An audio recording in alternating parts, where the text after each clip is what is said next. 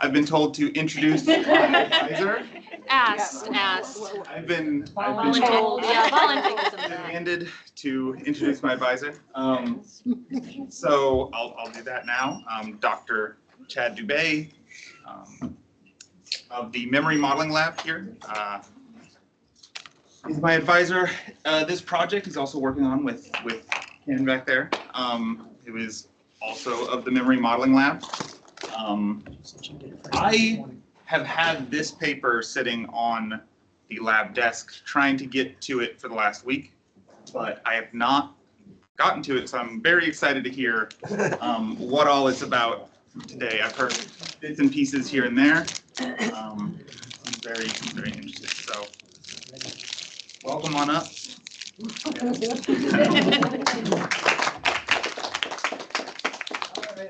So I want to thank the Colloquium organizers, Zach Wunder and Samantha Schwartz. I don't know if she's here.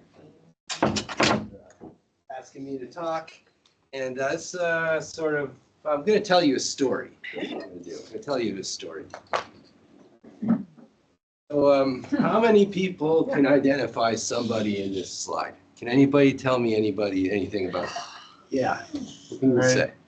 Got Russell on the left. So who's Russell? Bertrand Russell. What can you He's tell? let's see, early 20th century analytic philosopher. Yeah. He did some, I know he did some work on religion, but he also did work on a bunch of stuff. But that's about it. That's about all I know. And he completes, so, and if you're an undergraduate at USF in the math department, because of him, you have to take 2 different versions of set theory.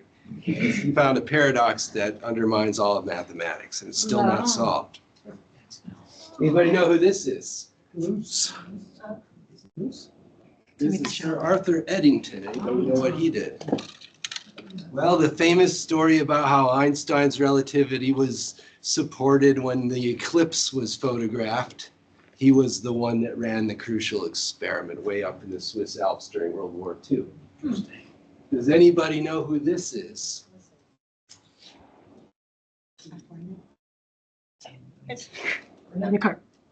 Leibniz. Oh. Anybody know what Leibniz did? Heard you talk about it, that's about it. Early computer guy, right? He invented calculus. We can ignore that guy Newton because we all know it was really Leibniz. And does anybody know this slightly more obscure but more important figure for psychology? That right there is David Hume. So associationism, we learn about associationism, but if you actually read Hume, it goes way beyond that. A lot of the ideas from our field come from are originally articulated by David Hume. Now, other than being old Caucasian males. That was my answer. I was going to say. Yes, that's not unpredictable for you. Can we say anything about what they shared intellectually? They shared something in their way that they were viewing psychology. Does anybody know what it is? Mind, body. Very good. All right. Mind-body dualism, Descartes. We all learn about it in introductory psychology, and almost nobody takes it seriously in psychology. And if you read Jeffrey Potts' syllabus for his physio class, you will see explicitly stated the common opinion of all psychologists, which is the mind and the brain are the same thing, or they're 2 parts of the same thing. It's basically what we would call monism. But the thing about monism is most of us don't really think very deeply about the subject because we're not interested in philosophy, even though all of science actually is just an extension of philosophy, and Newton himself was called a natural philosopher. There are versions of monism that vary. And Russell, for example, proposed the same thing Eddington independently proposed, which is something called neutral monism. So basically what they're saying is, okay, mind and brain are like the same thing. Or, well, maybe there's a third variable because all we're seeing is a correlation, essentially. It was a correlation causation argument. And they argued there's a third neutral stuff that we just can't perceive. And that's the basis not only of mind and brain, but of everything in the universe. Now, Leibniz had a different view called isomorphism. He felt that the mind and the brain were distinct, but they are like two clocks that were set in operation at the moment of the Big Bang. And so there's always going to be a mental state that can for any given neural state and vice versa, a one-to-one relationship. Hume is not really clear, but he's what we would call a materialist. He thinks that it's all just matter. So I'm going to tell you a story, and then we're going to come back to these distinguished gentlemen. So David Marr, in cognitive psychology, was extremely important, influential figure. He wrote a book called Vision that did all kinds of things, but the one thing that psychologists, I think, remember the most is his 3 levels of investigation in cognitive science. And Paul knows all about this. Paul, can you help tell the graduate students what these 3 levels? I can pick on one of the students that learned this in the human factors class. Graduate students, You want to give it a shot? faculty. What did I say? Oh. I said, well, and the faculty, there are some of us who may not. Yeah, not everybody's going to know about this. Well, amongst the things that, as a computational vision person who lost much too early, David Marr basically said that you could examine a psychological phenomenon from 3 different perspectives. You could either take it from the view of computation, which is what psychophysics does oftentimes. You could look at, right, over here. So if I'm sitting in a psychophysics lab and I'm having people look at texture gradients, I can figure out what's happening inside the brain by understanding what kind of texture gradients they can see. And then we get to the representation. So then we actually start talking about what is happening inside the brain to make these processes work. And then you can talk about it at the level of what the brain actually does. And he said that these are mutually informative types of things. They can be studied independently. And I think I take the broader point that just because we have different ways of looking at a problem, it doesn't mean that any of them are better or worse. It's just that they are all taking a particular viewpoint of one phenomenon, which is what's happening in the mind. Thanks, Paul.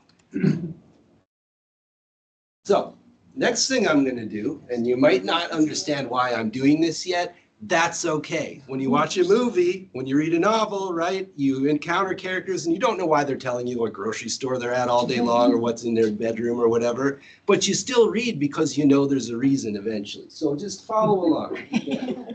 Okay, so first, I'm going to tell you about a bunch of models. And the models come from mathematical psychology and mathematical neuroscience and behaviorism as well. And they aim at explaining things that are happening at these different levels. Because what happened historically is people tended to work in one level rather than any other. And there have been very relatively few attempts to bridge the levels, except up until present day, where we're starting to see a few pretty important labs like Vanderbilt, like UC, wherever Brandon Turner is, who are starting to develop ways of measuring brain and behavior and using cognitive models to link them. But for the most part, where people work within a level of Marr. So the first example, we're going to go back to the 1950s. This is going to be a little bit of a history lesson. Bill Estes is a B.F. Skinner student, but secretly, he's working on a model of animal conditioning. And you can imagine Skinner walking in to micromanage him and him quickly hiding his notes as if he's got a Playboy behind his. So his model was that when you stick a rat in a Skinner box or any other conditioning situation, it's not just about what the experimenter says the stimulus is. It could be a whole lot of things going on. It could be some kind of scent that's in the room. It could be the lab coat the technician wears, like how Pavlov discovered it could be all these different things. And so he took this abstract mathematical approach of starting with a set of elements, which he calls contextual features or attributes of the situation. And what's happening over time is the rat or pigeon is sampling stochastically, probabilistically, subsets of elements that are actually available to be processed. Like you can't be like a high frequency noise if you can't hear it, it's not going to sample it, but things it can actually sample. And then gradually over the training trials, a larger proportion of these contextual elements become associated with a particular response the experimenter is looking for, until eventually you get a high probability of the rat making the conditioned response. Okay. And you don't have to go through all the details here, but this is just trying to show the tree of how the elements break down into different classes. And learning is just basically a process of taking unconditioned but available elements and moving them into the conditioned category. And he had equations that I'm skipping as many equations as possible. Okay, now I'm going to move on to this would be Jeff Potts and David Diamond's fields of closest fields of interest. Neurophysiology. Hodgkin and Huxley, what did they study? When we study intropsych, we see a picture of the action potential. Whoops, got too excited there. Picture of the action potential. Now, what do we know about the action potential? There's ions. These ions are going in and out of the cell when the cell is triggered by a neurochemical event across the presynaptic gap. Okay, well, there was a time when nobody really knew how this was happening, when people could measure the voltage changes in an isolated but very large axon from, say, a squid. That could be cut out in like a cylinder and placed in a saline solution, kind of like the brain has. And they knew that they had this characteristic pattern, but didn't know why. They didn't know why there was this low point. They didn't understand why it was recovering the way it was. They didn't even understand exactly how the cell is changing its voltage, as a matter of fact. And one theory was that there's a fat soluble molecule that just hits the membrane and it splashes into the membrane and slowly percolates these ions inside the membrane. Another theory, which was proposed by my great academic grandfather, Max Planck, was that there are little pores on the axon, but nobody could test that, so it was considered like pseudoscience. Well, they decided, how about we make a model? Let's make a model that has gates in the neuron. A set of equations where there's different terms for every class of ions that we know are sitting around in that solution.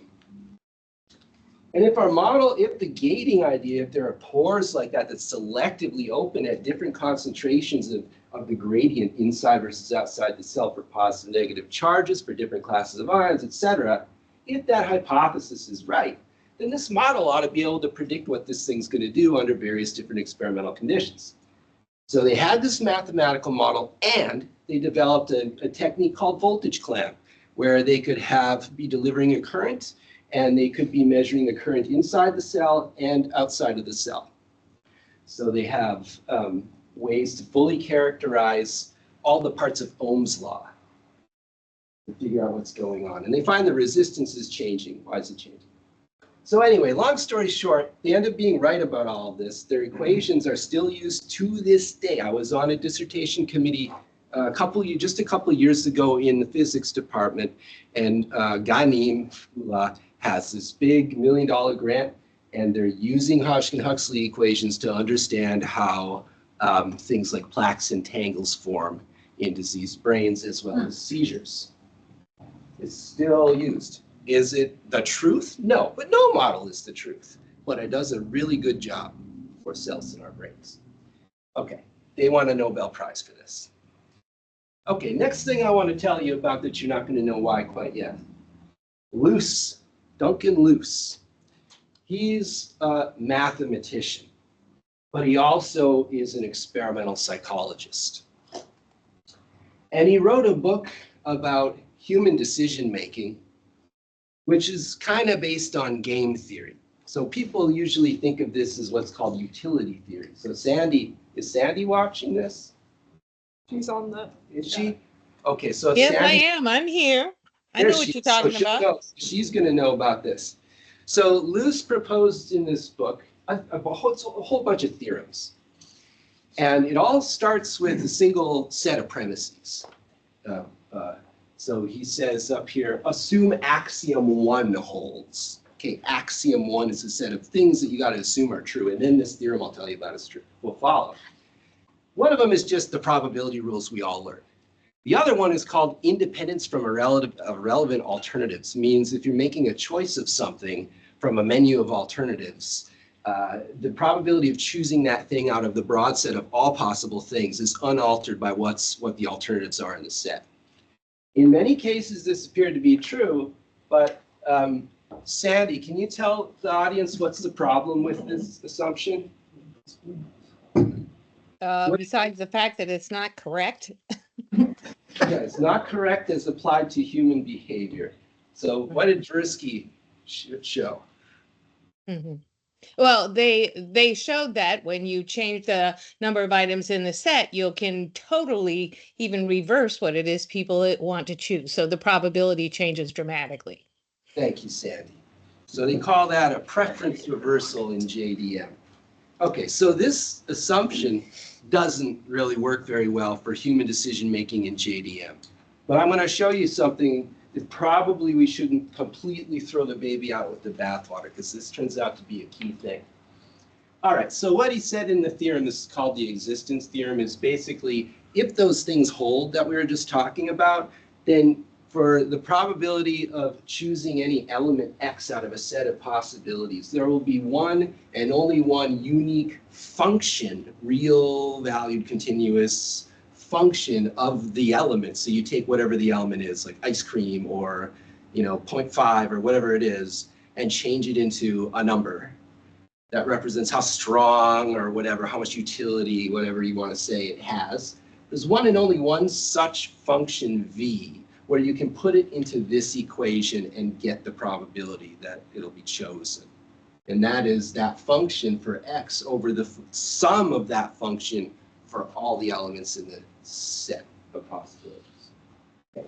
Now that ended up getting incorporated into like every model under the sun and continues to this day, especially in memory research, perception research, vision research, and neurophysiology. Versions of this equation and equations that are one-to-one mapped to it tend to account for the data better than ones that don't. Now that's pretty intriguing when JDM is showing that preference reversals happen. So I want you to not write that off. Next one's going to scare the crap out of everybody that's ever heard of Stephen Grossberg, because he's this crazy mathematician, not literally crazy, but he does like these published in nothing but math journals for decades before he could get a job in a psych department, because it was just like people didn't get what he was doing. But he was one of the first neural network people. And his framework is called adaptive resonance theory. And I'm going to show you just two really, really simplified, this is simple in Stephen Grossberg's way, expressions. And here are the pictures that go along. So this is a really simple neural network called a feed-forward neural network. It's not all of adaptive resonance, but it's a core piece of all of it. One part is that you have whatever you're looking at, memory, vision, it's domain general. There's a non-recurrent on-center, off-surround arrangement, so that you have cells that are responsive to an input, and then you have cells that surround that are inhibitory in response to that input. And that's like in the initial stage of input to the system, and it's called the short-term memory part of the system. So there's this little equation, this little x sub I with a dot. That dot means the derivative over time, how it changes over time, and x is the activation level of the node or cell V. So this is just a thing showing an equation of how that changes in time. Don't worry so much about all the details, just know that's what that is. The second part, the Z, right here, is supposed to model like a synapse, supposed to model like LTP, strengthening. Hebbian fires together, wires together. Raise your hand if you've heard that before. Right, that's what that's supposed to be. And notice it's got some term here, but it's taking inputs from strengths of cells that are in a particular layer in the network, 1, and then a secondary like parahippocampal layer, 2, and it's combining these, and it's sampling from one with a sigmoid and combining it with this other one multiplicatively. So it's got an additive, like short-term memory learning, and then it's got a multiplicative long-term memory part to it. Okay. So Grossberg, I could go on and on and on and on. I like Grossberg's work. He didn't like our paper at all, by the way. He thought it should have been all about adaptive resonance theory. And anyway, but you can read about he's made, one of the things I can say about this is that his models made a lot of predictions. He spent from about 1950s, late 1950s, he was like 18, he was a child prodigy. In his first year in grad school at Dartmouth, he wrote a 350-page first year project paper that was like equations, differential equations from start to finish. It should get taken seriously, even if we don't understand it, you know. So, but he made a lot of predictions way early on. And the crazy thing about it is how many of them turned out to be correct. And the even crazier part is the people that found out they were correct didn't even know about his stuff. So it took other people to say, hey, Grossberg's model predicted that 30 years ago, you know. So I really feel like if there's an Einstein in cognitive science, it's Grossberg. Okay, now we get to another major intellectual heavy hitters. Okay, we're getting into Rich Schifrin and Dick Atkinson and all their colleagues. This is the search of associative memory model. This model is not a model of the brain. This model is a model of cognitive representations. It's abstract. It's supposed to be a model of the mind, right? So if you take a moment and think about where we've come so far in this story, we had a model of conditioning of stimulus elements. We had a model of neurophysiology, directly measurable physical quantities. We had an abstraction of that in Grossberg, but still a model of brain activity for learning and memory. Now it's a cognitive model of memory retrieval. And it says that when you learn items like in a list of words or things like that we study often in the lab, you learn to form associations between cues in the environment and representations of the items in memory. So don't worry again about the notation, just think of it as like a big matrix of weights. And in a way, it's kind of like a neural network model, which is the first clue about where this might be going. This over here is the information processing diagram for the whole thing. I'm not going to go through all the details, but the basic idea is you start off giving the subject a question, like, can you tell me what the first item was on the list, let's say, or any item on the list? And then the subject assembles a retrieval plan. They figure out how am I going to search memory and find out how to answer this question. And then they do, so that's assembling a probe, and then they're searching. So trying to effortfully remember things in long-term memory in an experiment from earlier in the experiment. That's like a search. And eventually, if you're lucky, you recall something. If you don't, there's the algorithm in the model of what you do next. Okay. Now that model did a really good job. Ken, can you say anything about what this model did a good job? Did like part set queuing, right? It established the possibility that network models of the mind were plausible. That's a big one. And this model is extremely influential. It's been cited thousands of times, just this one paper, and there are many. Okay. Next thing that happens, okay, two big trees is all you really need to get out of this. The next thing that happens is Mensink and Reimacher in 1988. They noticed that the SAM model had not been applied to the large literature from the classical interference era of forgetting, the study of forgetting, interference, how when we learn new things, we forget old things that are similar to it. But sometimes we don't, and there are variables that control that, and all these different kinds of forgetting. And how sometimes things just pop into our heads later, spontaneous recovery, right? All kinds of paradoxes, things that people had been studying from like the 30s, really the turn of the century in Ebbinghaus, all the way up into the late 70s. And they realized that there might be a way to do this by combining the stimulus sampling ideas from Estes, except instead of stimulus elements in the environment, they're mental features and attributes, which is really what Estes was trying to say when he was hiding his stuff from Skinner, right? And combine that with SAM.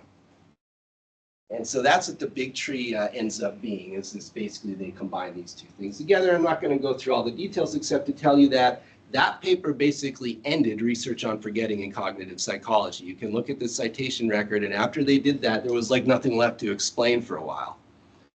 You know, I mean, it was a massive psych review paper, and it's, again, highly influential. Now, for one, I want to say one thing real quick, in case you think that these models are really old fogey, like why do we care about these models in the 80s and the 50s and stuff? There are models coming out right now that use these same equations. I saw a talk while I was working on this paper with Ken, where the authors literally pointed out, we took this equation from model X and it's one of these models. So yeah, the models might be old, but they made progress, and that's why they're still relevant. The equations are still being used. They're just being combined with other things and written in slightly different ways. Chad, you might want to mention the large language models and softmax. Yeah, so we all are familiar with the transformer models, GPT, and the one of the learning algorithms, because they have to sit and learn millions and millions of trials. One of the ways in which the learning is controlled is through what's called a softmax function. And a softmax function is the loose ratio. It's proportional to the loose ratio. It's actually kind of trivial to show. So they're using a loose ratio essentially to do this, a core part of what these transformer models and other models are doing. Did I get about what you're looking for there? Okay. Still being used today. Still being used today is what, yeah, that's what we're talking about. This stuff is relevant right now. In fact, there's an entire college, right, devoted to this. Okay. All right. So I told you about all these different models. And if you're normal, right now your head is spinning a little bit. And you're like, I can barely remember now at this point what you even were talking about. But I'm just going to remind you, I told you just in brief terms about a model of animal conditioning that was really influential and successful. Not perfect, but very influential and successful. I told you a model of neurophysiology that won a Nobel Prize, how the action potential works, and made your textbook have that picture, essentially. I told you about it, the first abstract neural network model that was based actually on the biology that was known. And I told you about two models of cognitive processes of the mind. These researchers, I can tell you, knew very little about these different fields. They were working within the levels. It's not hard for me to make that point. So what am I going to tell you? What was the point of all of that? The point of all of that is it turns out that all of these models are the same model. They're all equivalent to one another. They're not identical, but they're equivalent. That means you can go from one to the other and the other back to the one. So in a mathematical sense, they're the same. In fact, they all belong to a family F. Okay, what do I mean by that? A family. Well, if you start with the Hodgkin-Huxley equation, which we can just call H, Grossberg already proved several times in the 70s that his short-term memory equation, that little X equation with the dot on it, is actually a reduced form of H. So Grossberg's model is descended from Hodgkin-Huxley. It's nested in Hodgkin-Huxley's model. The Z equation is closely related, but it's not exactly nested. Together, the set of these two equations that I showed you from Grossberg, you can generate all of the other models that I mentioned. And so this is supposed to represent the set F, which contains all of the equations. And the way we go about proving that an equation is in the family, that is, that it's equivalent to one of these two things or a reduced form of one of these two things, is we take all the things that are in here. We take like Z, that synaptic equation from Grossberg's model. And there's all the possible reduced versions of that. Set this parameter to 1, maybe that one is 0, and you get a bunch of equations. And we're able to show that the SAM model of the equation S is equivalent to one of those. Then that means SAM is in the family. So these are all in a family. They're all equivalent to one another. It's just an example of how we did prove things. This is, I know, but this one's really, really easy. There's not even math. The other ones, some of them required a little bit more sophisticated trickery, but this one was so easy. So this, who cares what it means? It's just these two equations are the core of that SAM forgetting model, the one with the huge tree, right? it really is just those two equations. I mean, everything else is just derived out of those two equations. What we call a master equation. If you just take letters, if you take the k right here and you call it b, which you can because they're in the same numerical domain, and you take the a function and just call it x sub I, right? And you just rewrite it, and then you just rearrange it, you get Grossberg's equation. So this one was literally just use different letters. The functions map onto functions. They're in the same ranges and domains. You know, one of them doesn't give you like negatives and the other gives you positives. They give you the same thing. The inputs are the same, the outputs are the same, right? And the constants are the same domain and range too. So it's literally just rewriting using different letters. That's it. Okay, that's one of them. The others, some of them more tricky, some of them less tricky. This one was like the easy one. So, what do we get from this? Why is this? Is this important? Or is this just, who cares? Okay, so let's talk about that a little bit. So first of all, some of this, go over what's equivalent. Yesie's SST, simply as sampling theory, we call it equation M is equivalent to the reduced STM law from Art, adaptive resonance, and that's equivalent to the reduced Hodgkin-Huxley. And so by transitivity, we know that the stimulus sampling model is equivalent to this reduced Hodgkin-Huxley model. So now an animal conditioning model, and Estes knew nothing of this neurophysiology. In fact, he was doing this before Hodgkin-Huxley even did these equations. Ends up being the same equations as this reduced version of this one. The SAM learning model for learning like lists of words. You would think that's like a really narrow task. Like why do people study learning lists of words? What's that got to do with the real world? Well, it ends up being equivalent to this reduced Art LTM law, which if you go and look at Grossberg's non-technical 800-page book about his career that he just published, you'll see all the things from everything from understanding art to religious belief involve a song and dance on this equation for simulating the behaviors and the perceptions. And then the SAM forgetting model, the equation A is equivalent to the Art STM model, a law, sorry, he calls it a law, but it's that equation X, and that again is, so now we can say that the SAM forgetting model is equivalent to this reduced Hodgkin-Huxley model. Think about it for a little bit. There's a lot to talk about. And in fact, when we did this, the first thing we tried to do was get it into behavioral and brain sciences because we figured this is a talking thing. This is a paper, this is a project where people are going to think there's a lot wrong with it, and other people are going to wonder what's important about it, and then there's a lot of stuff that is important about it if you think about it a little bit. So it's a conversation piece. So I'm going to keep going with the conversation. So one thing you can do with this, a lot of times when we do modeling, or even people that don't do modeling and just do experiments, what you find is people will try to infer things about brain activity. So they'll try to say things like, well, based on all this literature with fMRI and everything, we think like the anterior cingulate is probably active during this task and not the other. If we're right, we'll see this particular effect, and they do a bunch of behavioral experiments, right? That was like several decades of research in psychology and clinical psychology. Well, if you have this kind of equivalence, what it allows you to do is to actually go from one to the other. So let's take the SAM forgetting model A. The count of active elements in that model, the things that are there to be learned, right, the Estes elements, but in this bigger model, they map right onto the membrane potential in the Hodgkin-reduced Hodgkin-Huxley model, and by extension, the X and Z equations of Grossberg. The rate of element activation maps onto excitatory input.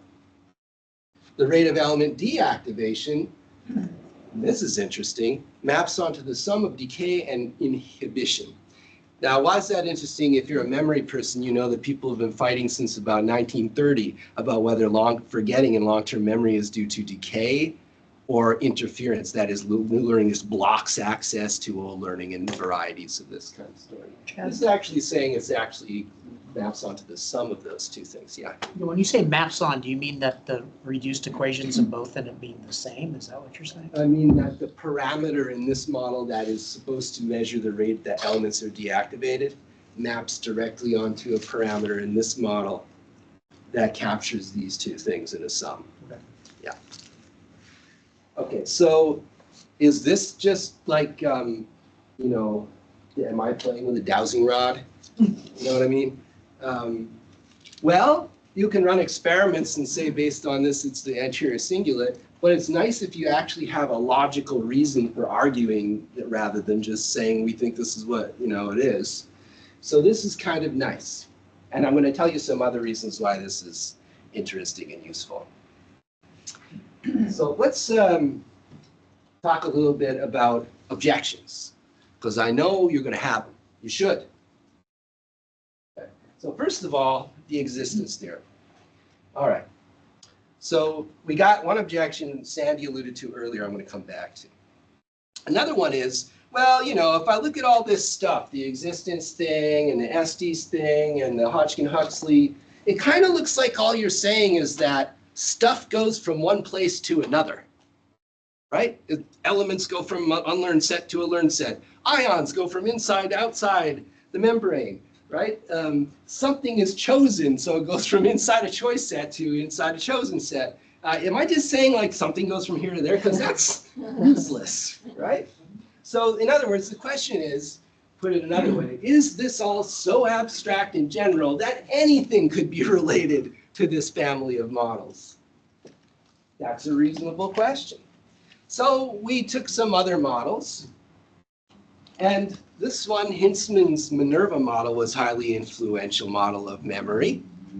We suspected it wouldn't fit in the family because it has this cubic activation thing, which to us, it's obvious that's probably not going to map onto things.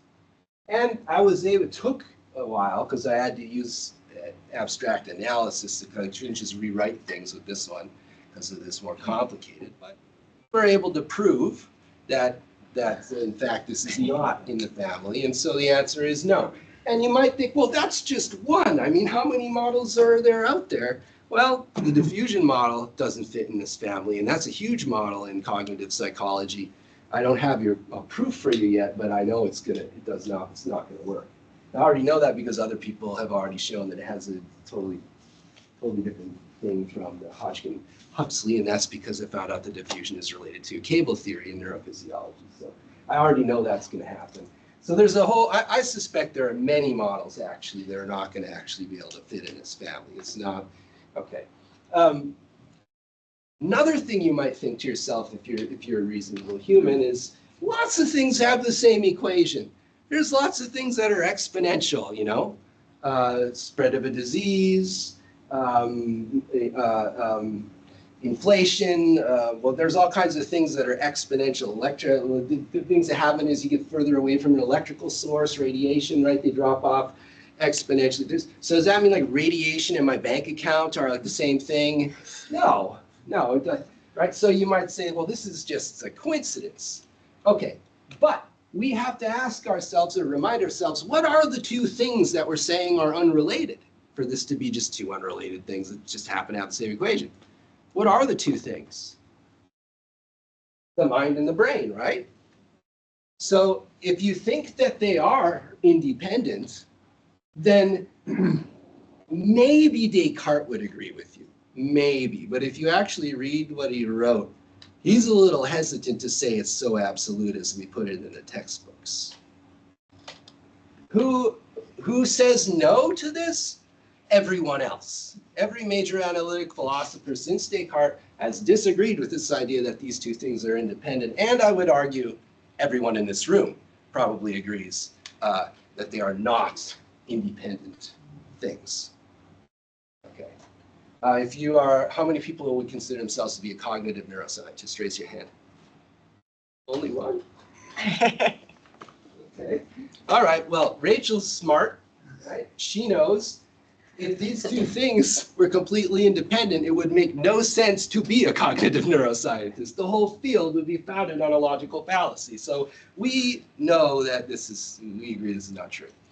Okay, another thing that comes up, maybe the researchers that we're talking about were all just, they're in the same time period. Some of them actually were in the same institution for a while. Maybe they just were just sharing notes and they went off and they just stole things from each other. And that's how they came up with these similar equations. What's that? Red herring. It's a red herring. It's a red herring. Why is it a red herring? Because if it was just, they just copied each other's notes, it wouldn't have worked, right? They were highly successful at explaining completely different areas.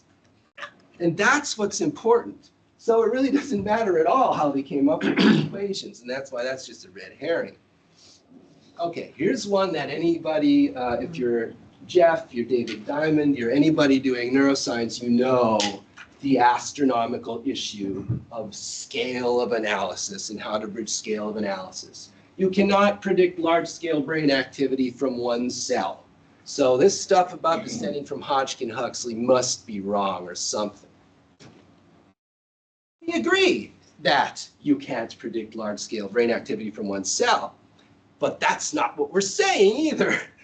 Okay, so what are we saying? So if you go into the neural literature, you look at people that are working on mathematical neuroscience, one thing you'll see is a paper in Nature a while back, actually it's now like 15 years old, where the authors titled this paper, this is Carandini and David Heeger, who's a real big deal in computational neuroscience, normalization as a canonical neural computation. What does that mean, canonical?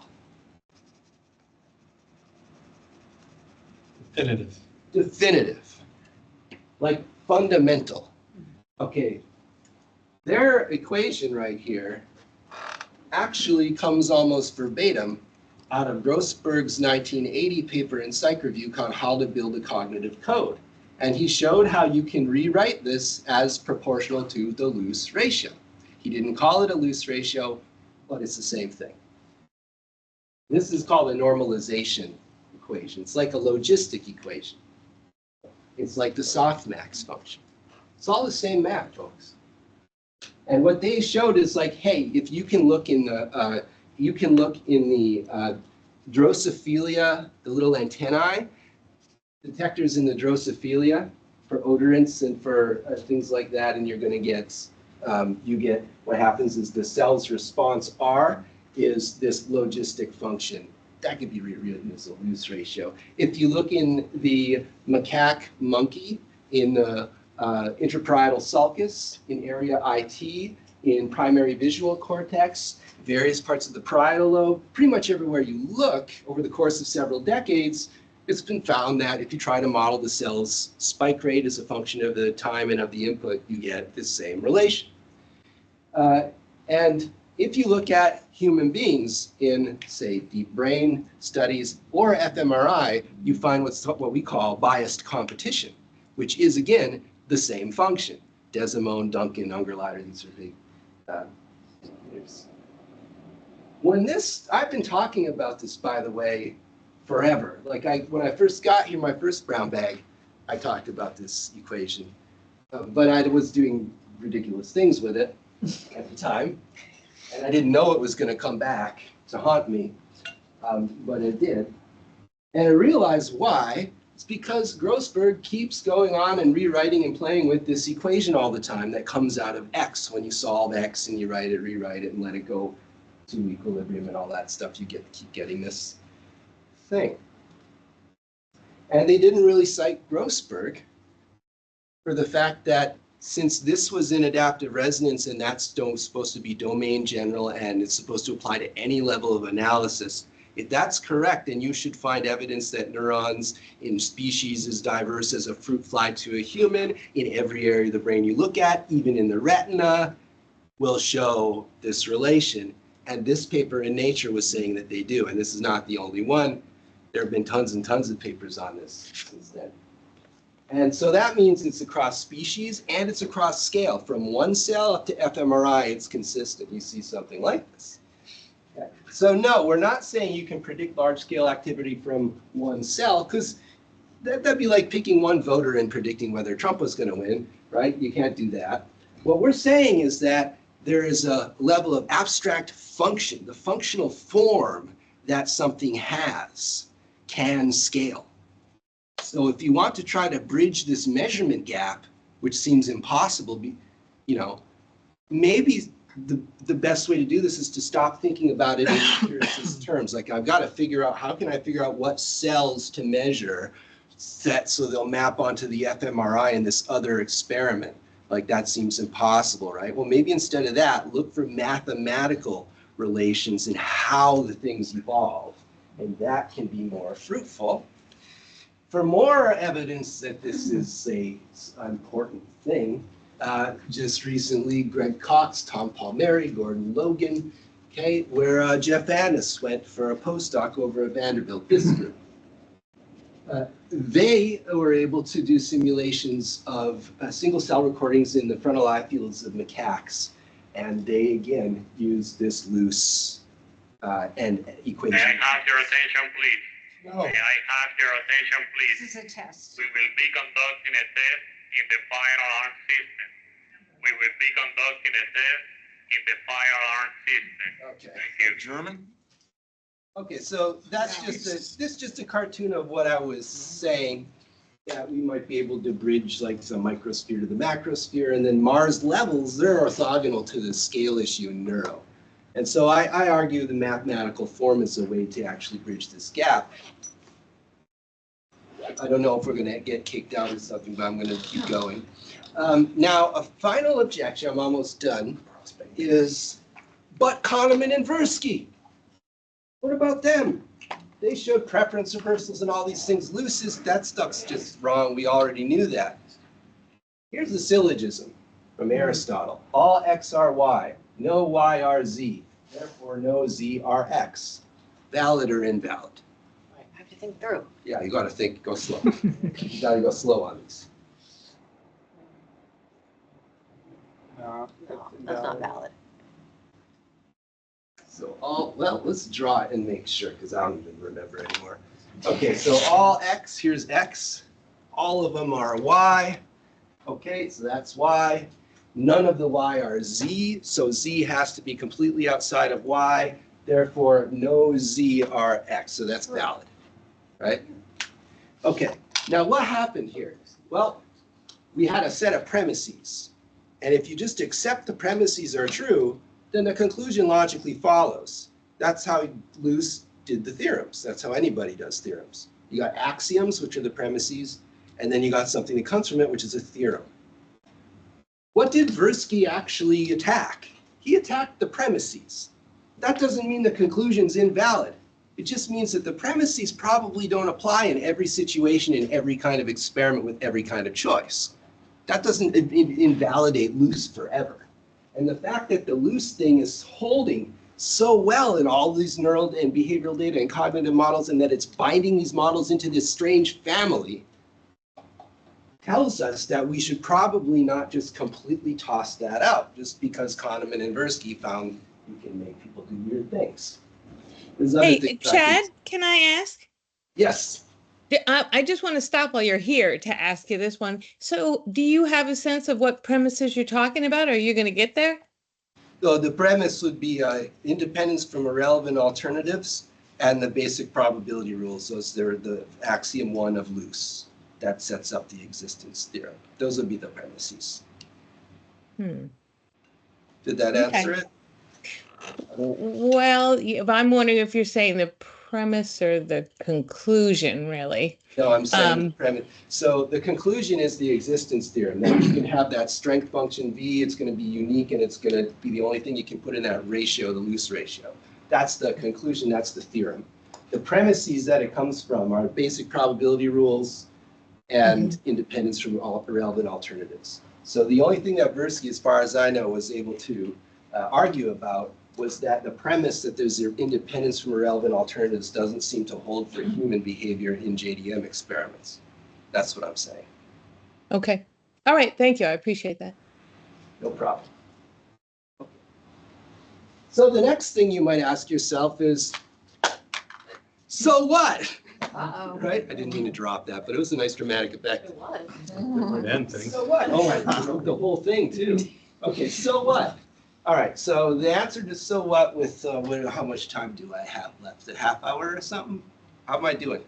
It's 2:05. 2:05? So like 10 minutes and then 10 questions? minutes and questions. Okay, so I'm almost done. So we're good. All right. So what? All right. I'm going to tell you just a few things that are useful and important about this that I think, at the very least, make it worth reporting. Okay, one implication. If we can relate theory to families of pre-existing equations, it allows us to predict things about how that theory is going to do, what kind of weaknesses it's going to have. So consider this. You develop a theory. Maybe it's just a regression, right? Maybe it's a factor analysis thing, or maybe it's a mechanistic model of cognitive processes, but whatever, you develop a theory. Now, the typical way that this plays out for anyone who's ever read a paper with theory is someone proposes a theory. They do a good job explaining some data. It's not perfect, but they do a good job. It gets published. A little bit of time goes by. Maybe they have a few more hits. And then someone comes along and shows it doesn't work in these data set.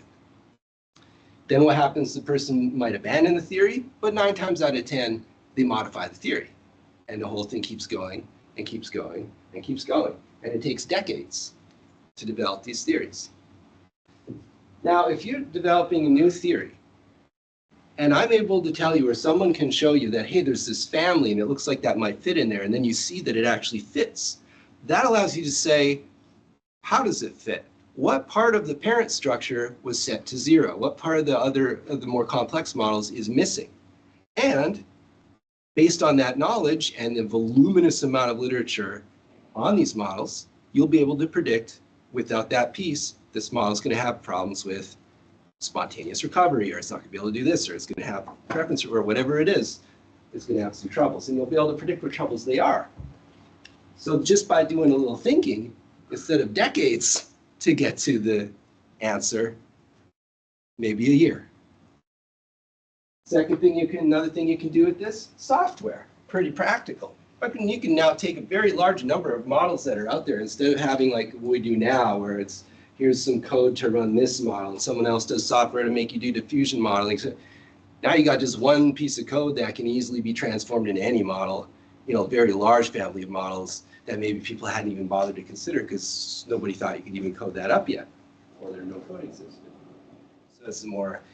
Then we have this joint modeling thing I told you about. Now, I really believe there's progress that's historically exciting. It's unanticipated.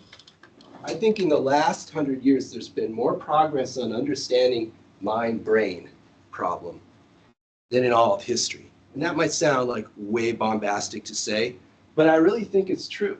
And part of what's happening, you got this explosion in the literature of people that are doing the joint modeling thing. So they're doing behavioral data, neural data.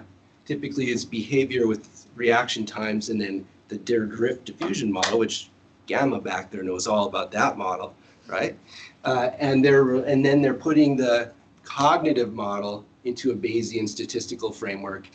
And long story short, they can estimate parameters of models that relate brain and mind. That's the idea. Now, the models tend to be pretty arbitrary, especially the neural models.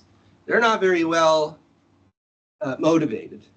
Like if you're looking at fMRI, it's this, you get looking at like a square of pixels, and you tend to get these roundish, bold spots that fade out in all directions. So the answer that these labs use is multivariate Gaussian. I mean, yeah, but that's pretty crude, right? It's not based on decades of research on fMRI or something like that. Now, what we suggest is that this family actually gives us a menu of models that actually are motivated as perhaps much more optimal candidate models for use in this framework. So you have a good way to pick what's the right thing to be doing, instead of just throwing stuff at the wall and seeing what sticks. The models in this family, the fact that they're in this family, shows us that there are general properties of human neural and cognitive processing that are worth knowing about, that are important to take account of. And I argue that all of the models in here, except for trivial models, you can put trivial models in there, but they don't account for anything. But all the serious models that are in here share a dependence on this loose ratio, one way or another. And that loose ratio is usually thought of as a competitive kind of rule. So if you think about what it is, it's very simple. It says the probability I make a response is reduced by the presence of all these other possible responses. It's not reduced by some mystical force that inhibits it. It's reduced by the other possible responses. It's a ratio. And that is consistent with an interference account of human memory. And if you know again about human memory, another decades-old argument that's been going on is whether interference processes or some kind of independent inhibition is what's leading to troubles in remembering things in any given situation. So it suggests that interference might be a global general property and that a loose ratio might be a global general property. Not universal, but fairly general, global. The next one, so coming back to Paul, as Paul actually indicated this himself. The levels are really important, but you also shouldn't be constrained, right, to be only in this one level of analysis. And the family shows a way in which we are able to bridge the levels of Mars taxonomy. So you can find, again, it's about mathematical types of, think of it as a mathematical picture, types of shapes, mathematical shapes, functional form, that show up at all these levels. That's the kind of thing that might be fruitful to pay a little more attention to. So that's kind of what I'm saying right here. Just repeating myself a little bit. And finally, to finish off the talk, I want to return to these gentlemen from the introduction. And Roger Young, is Roger here? Oh, I'm sad. Hopefully he's online. Roger, are you here? Roger Young? No, Roger Young. Okay. Well, it's being recorded. This will be really embarrassing to him that I put him on the spot. I love Roger Young because he loves philosophy, and I like philosophy too. Not everybody is interested in this sort of thing. I hope that I've gotten you more interested in it. But if we go back to these philosophers and scientists and mathematicians, I think it's worthwhile to make a conjecture. And I'm allowed to do that. So conjecture, what's a conjecture? So in math, all the time people make conjecture. They say, we think this thing is true. Can't prove it, may not even be provable. But we think it is, and you know what? We're not gonna try. But maybe we'll figure it out later. Maybe somebody else will figure it out. And then, sometimes they're like $1 million prizes. Can you prove the conjecture? People really believe it's true because of all these other things, so they can't quite prove it. All right, so I'm gonna make a conjecture, take it or leave it. The conjecture is that if we apply the loose existence theorem, it's totally abstract. Choose an element from a set of elements. That could be anything. So if that's true in all these neural data, and it's true in all these cognitive models, and those models are equivalent to one another, then our conjecture is that for any given neural state, there will be a function, v, that describes that, and for that, there will be one and only one cognitive mental state that is described by that same function, and vice versa. And if that conjecture is true, then Leibniz, who usually is thought of as the craziest of this group, will be the winner in the monism competition. And the paper is in R&R. It's an easy R&R, so unless I totally screw everything up for both of us, it's gonna come out. Yeah. Can you describe that choice function that means that Leibniz is the winner? Oh, the choice function. Joke. Oh, yeah. Okay. The strength function. That's right, yeah. V loose strength. Strength of argument function. Strength. So, okay. Where was there? A couple questions. So one is where it's in Computational Brain and Behavior, which is the journal of the Society of Mathematical Psychology. There's also the J-Math, but this one's better. Excellent. But you can just go to OSF there and just Google us or search us in OSF. It'll come right up. And the preprint is there if you want to download it and read it. Or I can send it to you if you want to read it. And I would like if somebody finds this horrible problem in it, let me know. I'm pretty sure all the math is correct. We made a mathematician check it at the journal when we sent it, and it passed through that. So in Grossberg, and all those people hated the paper, but not one of them found any problems with the math. Chad, you're being way too hard on yourself and me. Okay. There was one journal and there was one asshole, but the latest journal we sent to all the reviewers are very positive. Yeah, they are. They're positive. So anyway, please go and check the paper out. And I want to thank you for your attention, and I'll take any questions that you have. You're saying monism, right? Yeah. Okay, that's all I want.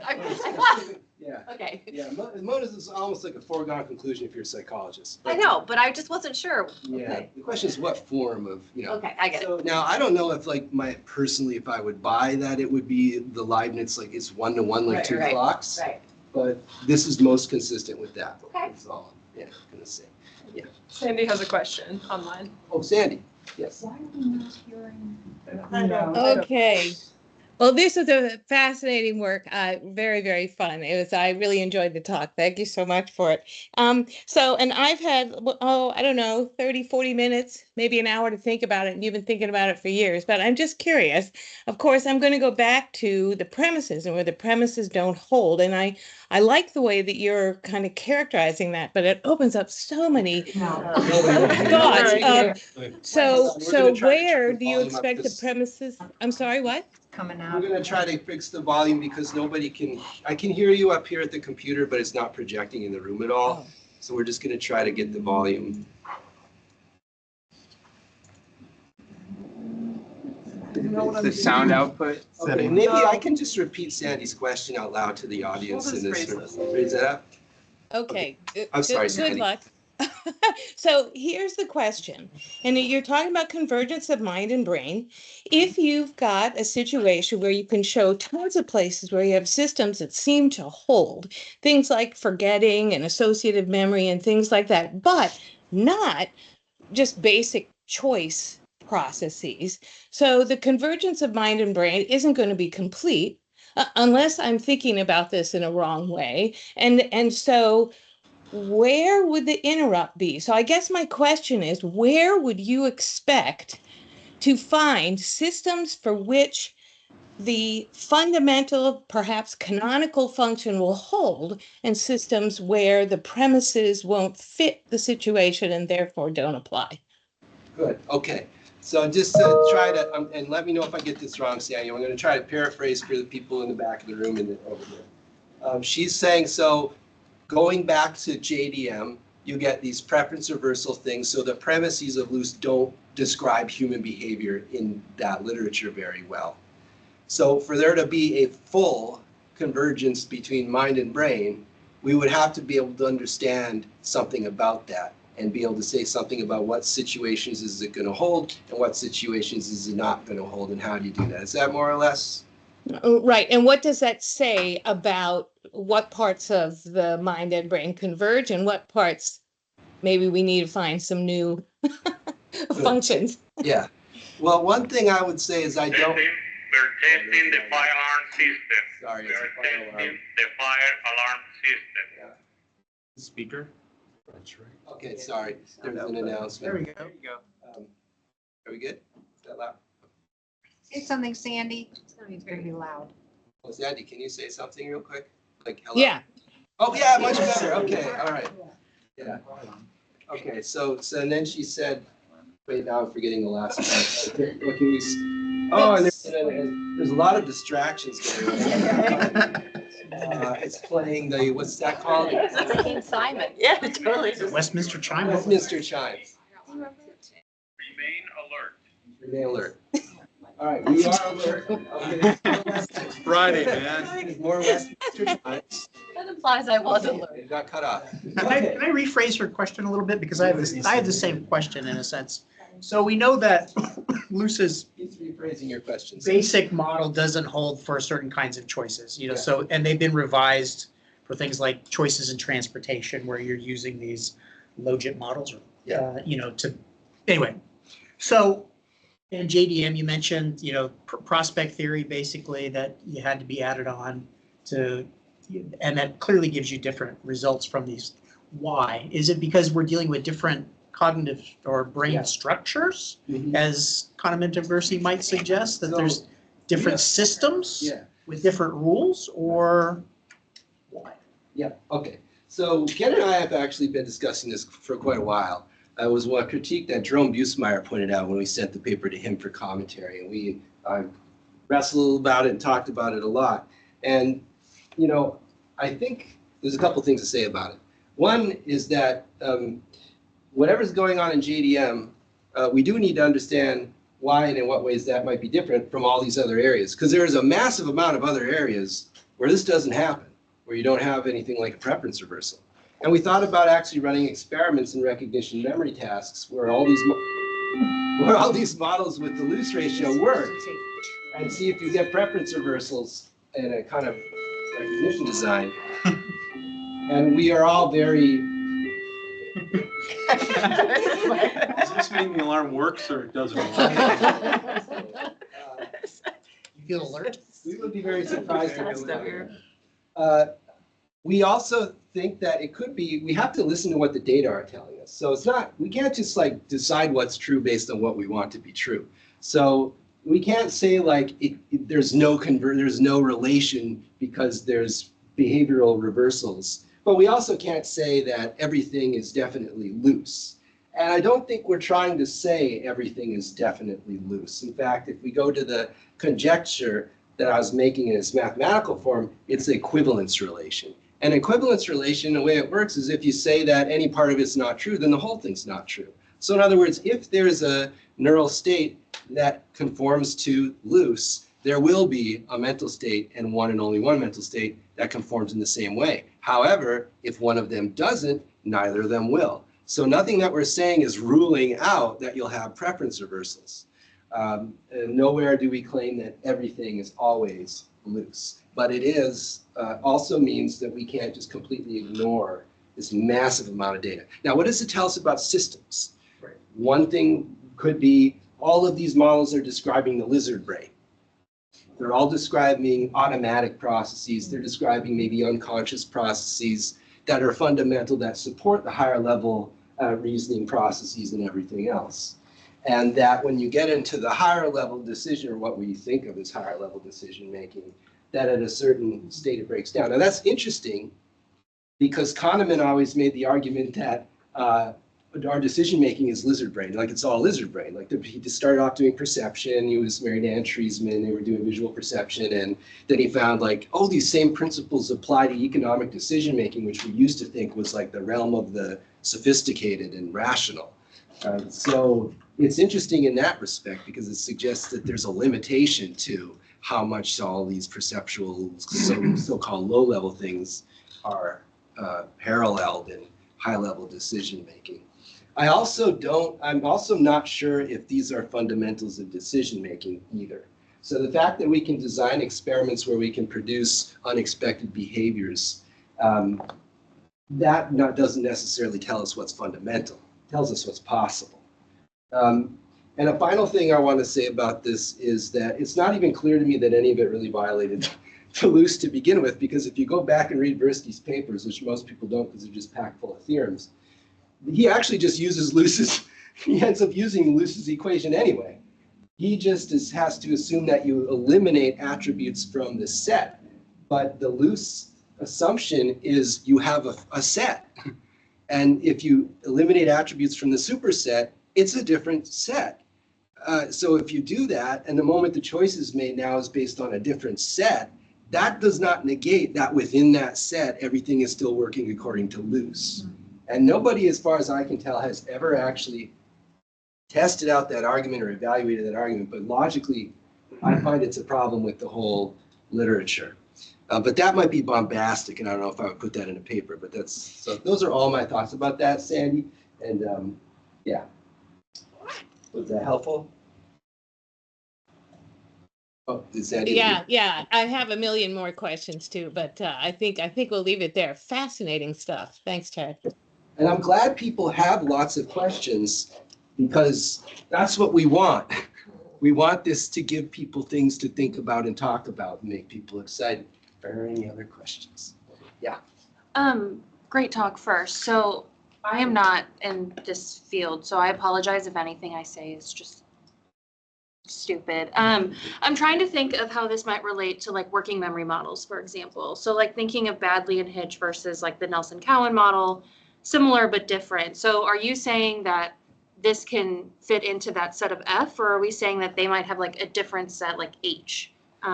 Okay, good. So the Baddeley and Hitch they're most, one of the things that they're most famous for is having a good framework that caught on that didn't have any math in it.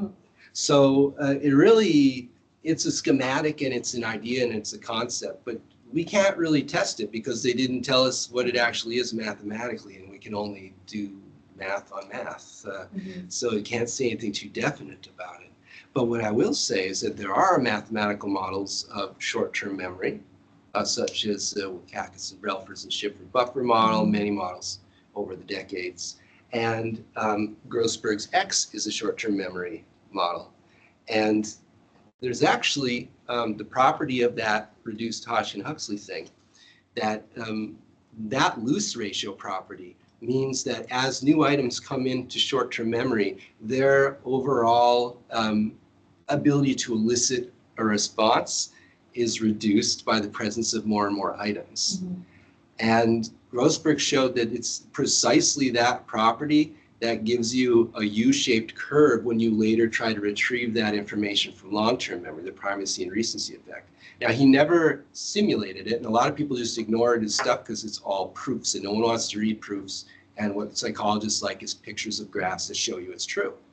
So I had this undergraduate come along named Charity Martino, and she really wanted to get into consciousness. So we started reading the Grossberg stuff.